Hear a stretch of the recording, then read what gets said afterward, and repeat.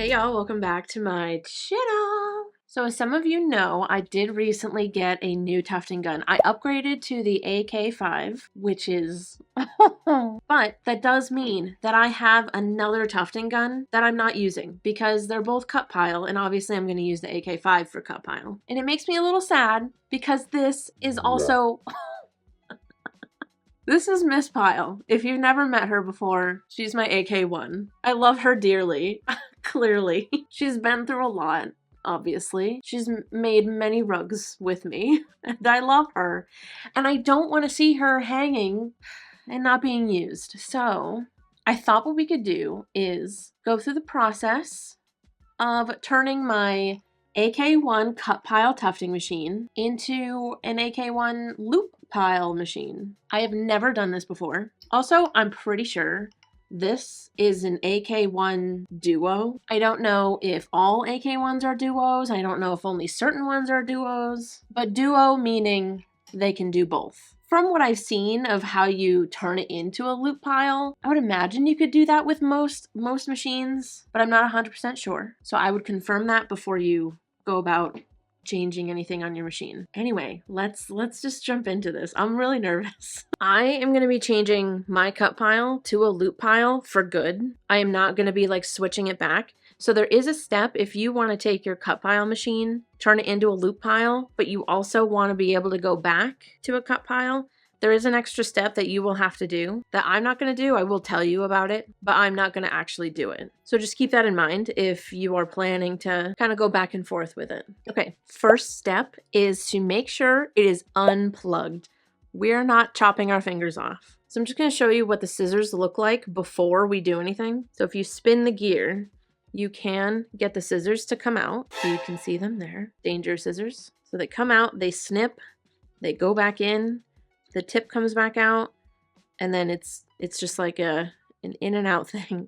So the scissors come back out, they snip, so you can see that it is doing cut pile things. When you get a tufting machine, you do usually get a little baggie of like extra goodies. So it's like an extra pair of scissors, some like screws and extra bits, and then an array of little Allen wrenches for different things around the gun. Okay, so I'm gonna be flipping it over. We want to be looking at this side, the side that has this little screw on it, and it should be pushed, like this square and this screw should be pushed all the way towards the gear of the gun, and there should be this space at the front. Okay, so the step that I'm not going to do, but you will have to do if you want to go back to cut pile, is you're going to have to measure where your scissors are sitting in the track here, like how far down they're sitting, if that makes sense. From the end of this piece here, right here, and I'm just going to flip it around so that we can see the scissors on the other side. Mine kind of lines up with that piece. You can see that my scissors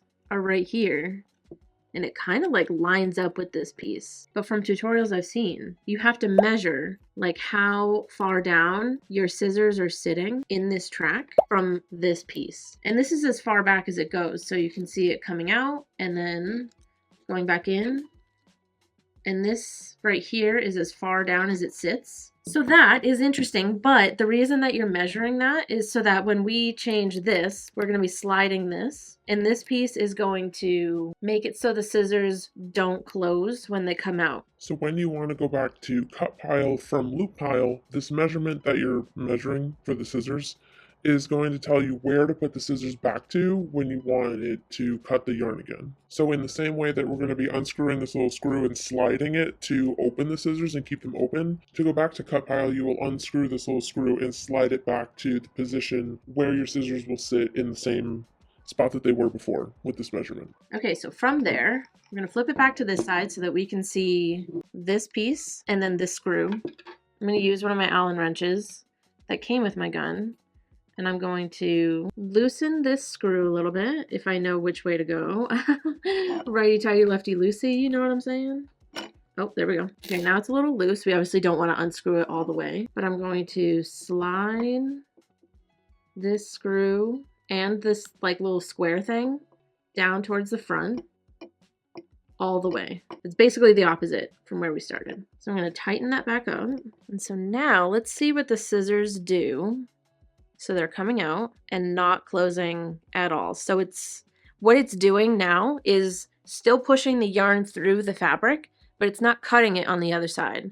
So it's going to go through, push the yarn through, and come back through the fabric to your side without cutting anything. So it's going to loop, loop, loop. Wow, I can't believe this worked. I've never done this before.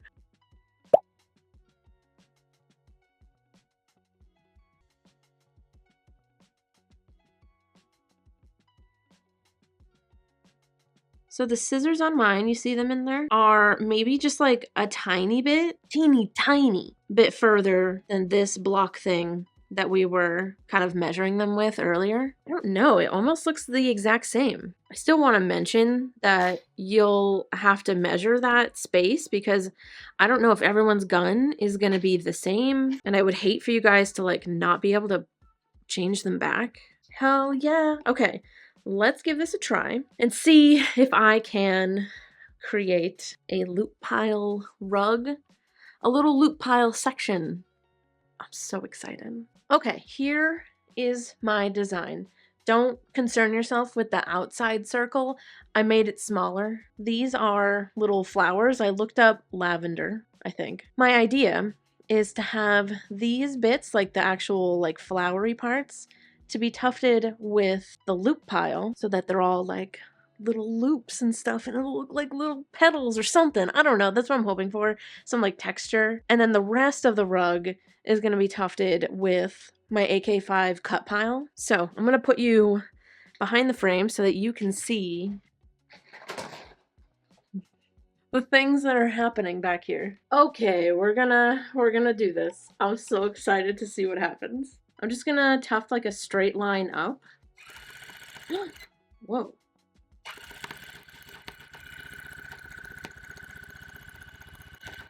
Whoa. Oh, whoa. Oh, that's right. So since it's not cutting on the other side, if you just like pull off like you normally, like I normally do when I'm done tufting a line, it pulls the stitches out. So you do have to cut it on this side. Oh my god, look at them. They're loops. And they look exactly like the flowery kind of...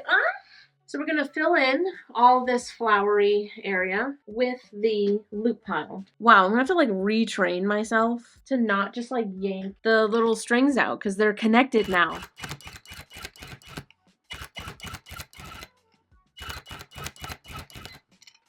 Oh my god.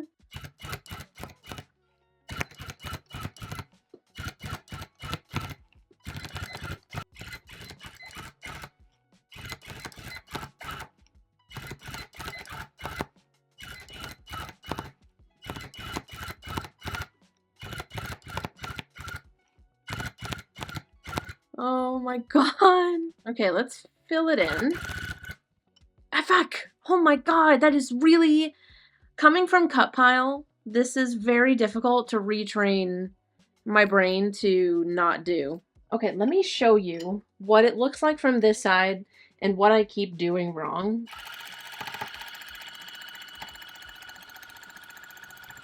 So I'll tuft a line and then I'll go to like pull it out and then it pulls stitches. And I have to go into my pocket, pull out my scissors and cut it off. And then I also have to cut the little tails.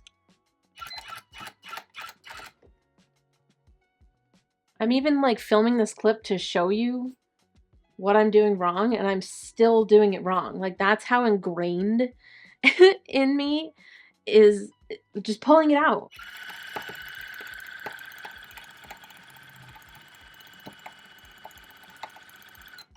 Okay, so before pulling it out, we're gonna just do... Oh, should I tuft like this with my scissors? Just like that? Could. Like, who's that gonna hurt? Nobody, right? Well, it could catch on my... No, don't do that. Don't do that. It'll catch on your fabric, and then it could cut a giant hole. All right, let's fill in the rest of this flower.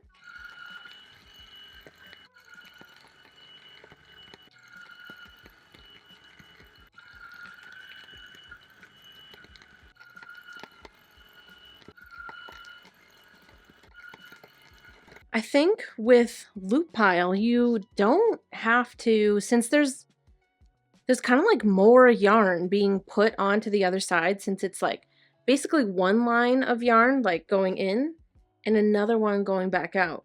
like you're not cutting it. So it does get filled out and like packed in a bit easier. So these lines that are like close together are kind of tight on the other side.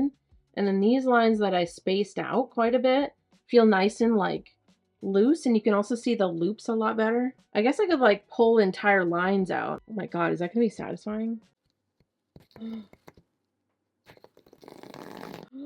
Yes, is the fucking answer.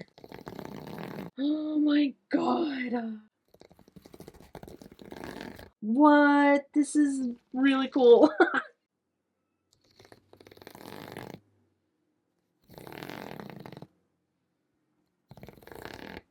Wow.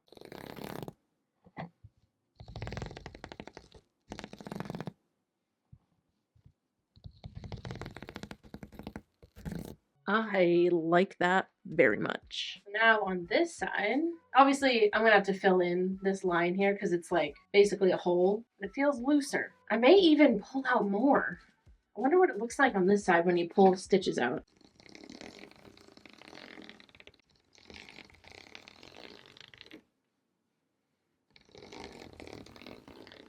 Yeah, there we go. Because I also wanted like you to be able to run your fingers over it and they move a little bit. Whereas before it was just too tight and like really compact. They have like a little bit of movement to them. You see the loops a lot better. Like this just looks a lot cuter. Oh.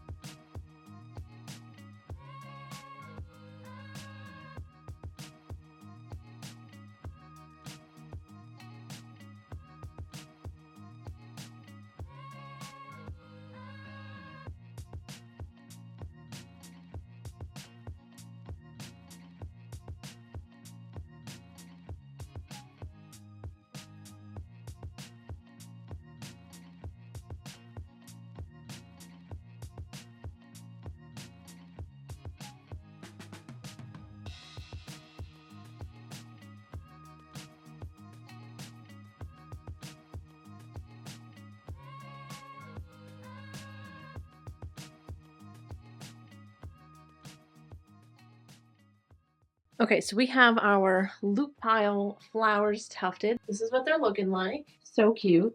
Just like little adorable loops. Exactly what I wanted these like flowery bits to look like.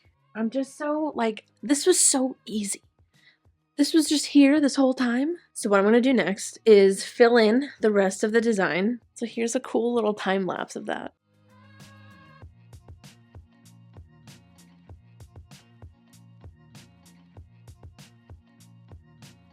So I have cut it down. Here it is. This is still the back side. And I'm about to show you what the little loopies look like. I did clean it up a little bit. Anyways, without further ado. Ta-da! Look how cute! I feel like this was the perfect kind of design to test two different textures, you know? Not test, but like see two different textures together. So we have our loopies, and I think it looks perfect right against the cut pile. So obviously loopies, cut pile. This is what they look like. So I did go around the edges of the flowers and kind of like clean them up. I did that with scissors. I think if you were to do it with a carver, you would either have to be incredibly skilled to not like cut the loops, because even with scissors, I was cutting loops. I don't know what the other option would have been. Anyways, I did go around with some tiny scissors and trim up around the edges of the flowers. I think that this is perfect. The only thing that I do want to play with, probably in a separate video, is trying to get the loops to be longer. So making the cup or the pile height longer. Here's what it looks like close up.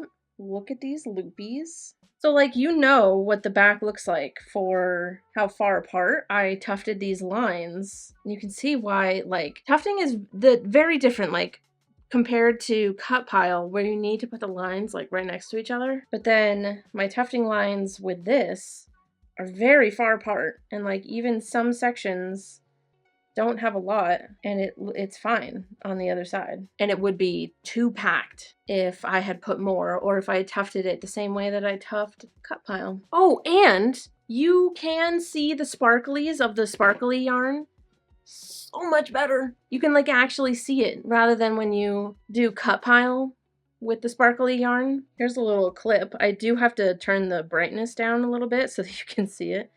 But look at that, it's all sparkly and shit. So yeah, that worked. It worked. It worked really, it was very easy. Like so easy you could maybe do it right now. Anyway, now I have a cut pile and a loop pile, and I'm really excited to keep playing with it. Let me know if you try this, and let me know what you make with your loop pile machine, because now I'm like, oh, this might open a whole new realm of designs. Anyways, thank you so much for watching this video. I really hope that you enjoyed it, and I hope that it helps you figure out how to turn one of your tufting machines into a loop pile, because it is very fun to tuft in different like textures like this. You can follow me in all these places. It is usually at Artsymadwoman, besides Twitch and Tumblr. I don't have Tumblr here anymore. I need to stop saying that. Besides Twitch, which is the Artsymadwoman. I stream on Twitch every Monday, Wednesday, Friday at 2 p.m. Eastern. We do all things tufting. You will probably see my long pile again. Long pile? Not so much. My loop pile though, yeah, you will see. Oh, I think chat renamed, so it's still Miss Pile, but somebody came up with Lupita. Lupita Pile. I'm pretty sure it was cozy. Anyways, thank you so much for watching this. I love y'all to absolute death, and I'll see you guys in the next video. Bye!